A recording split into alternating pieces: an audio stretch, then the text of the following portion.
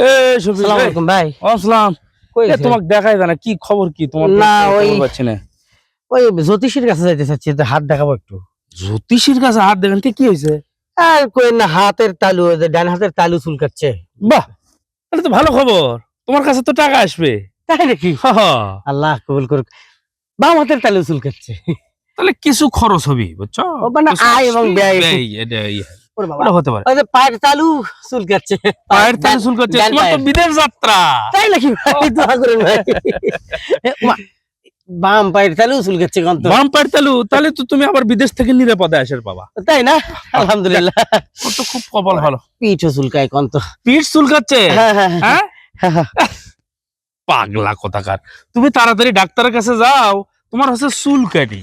জ্যোতিষের কাছে? ও চুলকানি হয়েছে আমার।